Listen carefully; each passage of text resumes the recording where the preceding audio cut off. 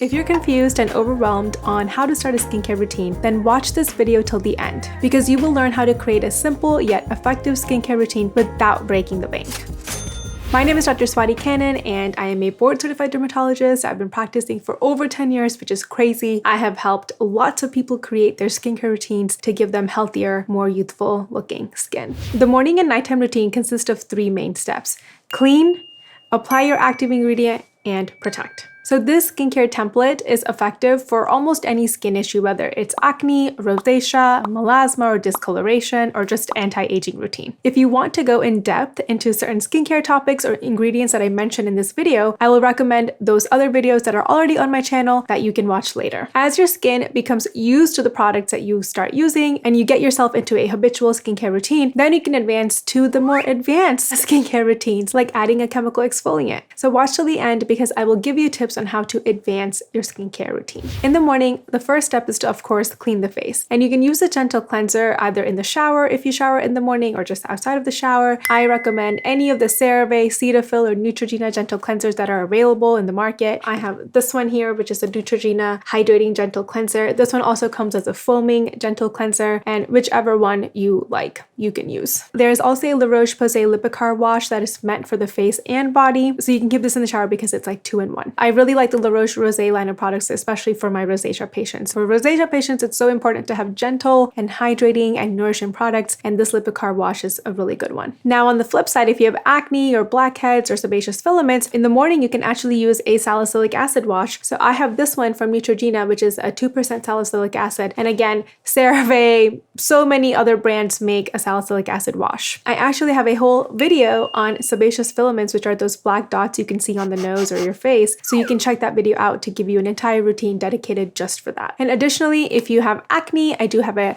acne video, and if you have melasma, I have 2 melasma videos that you can check out that really go into depth into product recommendations and tips and tricks to make those skin issues better. Next step after cleaning the skin is to use your active ingredient. This is a common question. How do I layer products? When you're layering products, you go from the thinnest to the thickest. So you start with your water-based, lightweight serums, you then go into your gels or any prescription meds, use moisturizers, and then the last step would be the sunscreen because that is the thickest. And between applying each product, make sure you wait about 30 seconds to a minute because otherwise, if you keep on layering product after product, 1, they're not going to really be absorbed into your skin for them to be effective, and 2, they can cause what's called piling. You get these like little round kind of circles of product on the skin, which is very hard to get rid of, and it's really annoying. And because of these 2 reasons, it's important to not use 10,000 ingredients at once. You just want to do 1 or 2 active skincare ingredients in the morning, 1 or 2 at night. That way you're not in front of the mirror for 30 minutes. For anti-aging, the best ingredient I like in the morning is actually vitamin C. When you're looking for vitamin C, there are so many different ingredient types and bottles and brands. So I really like L-ascorbic acid. This is the main ingredient that I like when it comes to vitamin C. It has the most research to prove its efficacy. But L-ascorbic acid is also the most unstable molecule.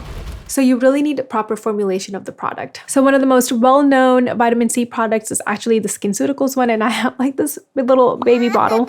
It's called the SkinCeuticals CE Ferulic Acid, and it's at a whopping $166. This is the gold standard, and it is expensive, but it does have a lot of research to show that it's effective, and it is effective. This is the main one that I use when I'm not trying a bunch of other things. But I promised you that the goal of this video was to not break your bank. So there are dupes, and that includes the May Love Glow Maker, which is about $29, and it has vitamin C, E, ferulic acid, and hyaluronic acid to help moisturize. There's also the Dermatology Vitamin C Serum, which contains vitamin C, E, and ferulic acid for about $69. If you already got to this point of the video, let me know if you want me to make a more in-depth video about vitamin C by liking and commenting, saying, give me more vitamin C. And don't forget to hit the subscribe button because I have lots of exciting videos coming up on skincare, wrinkle prevention, ingredients, etc. Now, if you have rosacea or sensitive skin, you have to use the right kind of vitamin C because L-ascorbic acid ingredient of vitamin C might be a little too irritating for you. If you have rosacea or sensitive skin, you might want to slowly up your vitamin C game or just use a separate ingredient. So for rosacea patients, I recommend doing azelaic acid. The Ordinary brand makes a 10% azelaic acid, which is very affordable. Or you can use niacinamide, and Naturium makes a niacinamide 5% gel, also very affordable. And both of these ingredients are anti-inflammatory. They help with redness and and they are also good lightening agents. So they do have a lot more benefits than just helping your rosacea skin. Once your serum or active ingredient is rubbed in, the next step is to protect. When I say protection in the morning, that means using a moisturizer followed by sunscreen. I really like lightweight moisturizers in the morning. So for myself, I recommend Dermatology Water Cream, which is a very lightweight lotion. And I also like the Neutrogena Hydro Boost. This one is super lightweight, is super moisturizing, and just kind of blends into your skin really easily. If you have rosacea or sensitive skin, La Roche-Posay makes a double repair moisturizer with and without sunscreen that you can use, and that one's about $25. And of course, CeraVe, Cetaphil, they also make AM moisturizers that are affordable. Finally, the last step in the morning is to apply sunscreen. Now, it's okay sometimes to use moisturizer with sunscreen. For most people, I prefer sunscreen to be used separately. The reason is most of us don't use enough sunscreen if it's already pre-mixed in a moisturizer or if it comes in makeup, and that's because you need like 2 finger lengths or a quarter sized amount for the entire face and neck. And that's a lot of moisturizer or makeup. I also prefer mineral sunscreens over chemical sunscreens because mineral sunscreens are non-comedogenic. They're a little bit better for the environment. There's a lot more benefit to mineral sunscreens. Mineral sunscreens are usually with ingredients like zinc oxide or titanium dioxide. However, sometimes these leave a white cast on the skin. So check out my video on my favorite tinted sunscreens that is applicable to almost all skin shades and skin types. I personally do wear a tinted sunscreen, so I have this giant bottle of Elastin sunscreen, which is my favorite tinted sunscreen for my skin type. It blends in really nicely, and you can check that out in my tinted sunscreen video. Now, best sunscreen is the one that you will use. Everyone is different. Everyone's skin needs and desires are different. Some people don't want to use sunscreen because it burns their eyes, so they're looking for sunscreens that don't burn your eyes. So just remember that what may work for you may not work for another, and so on. So some recommendations for untinted sunscreen are the Elta MD UV Clear sunscreen, and this one's really good for acne prone and rosacea prone skin because it also contains niacinamide. And this one's about $39 and has an SPF of 45. I'm a huge fan recently of a Korean sunscreen, which is this one. This is the Beauty of Joseon. I probably butchered that name. This is from Amazon for $20, so affordable. And it contains a sunscreen filter that's mineral that protects against the entire range of UVA. The UVA rays from the sun, that's what causes like chronic aging and discoloration. And so if we can protect against it, it's awesome.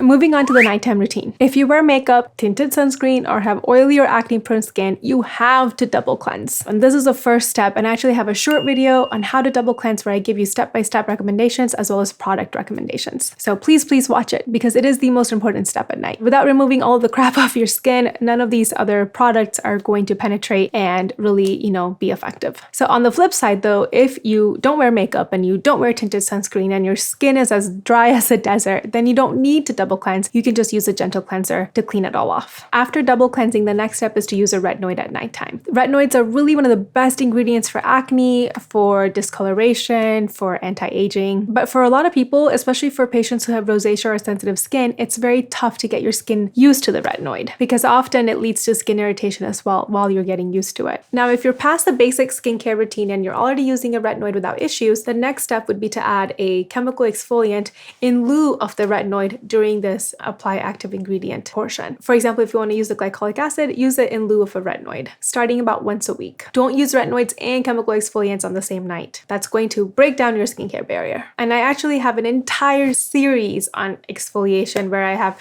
2 videos on chemical exfoliation and a 3rd video on physical exfoliation. So check those out so you can learn how to exfoliate properly and without skin irritation. And lately, there's a lot of talk on social media about skin cycling, which alternates between exfoliation and retinoid in the same week. I made this whole video on skin cycling if you want to check it out. It gives a really nice overview of skin cycling for beginners in their skincare journey. Going back to retinoids, keep in mind that retinoids are really like the best skincare ingredient and the most well-studied skincare ingredient. The studies on retinoids were conducted using them on a daily basis. So this means that retinoids are effective when used as often as you can during the week. For some, that's every night, and for others, it's a max of 4 to 5 nights a week. So what you can do is you can use retinoids, those 4 to 5 days a week, and then on the 6th night, you can exfoliate. The 7th night, you can moisturize, and then repeat the cycle to now add exfoliation into your skincare regimen. After using a retinoid or a chemical exfoliant, you then moisturize. I prefer slightly thicker moisturizers at nighttime, and even if you have oily skin, do not skimp out on the moisturizer. All of us need moisturizers. I will have to do like a video on my favorite moisturizers, so stay tuned and subscribe. But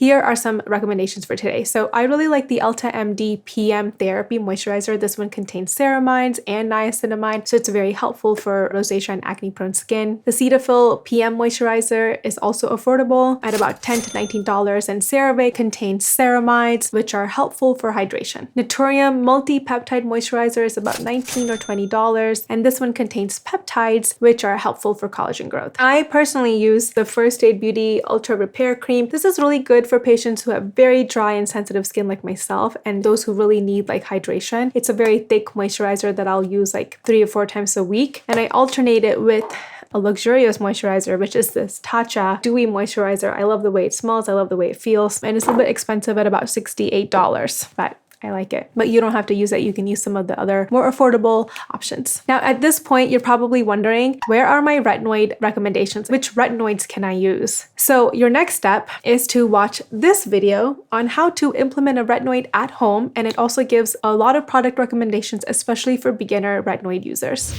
So thank you so much for watching this video. Don't forget to subscribe and share, and I will see you in the next one.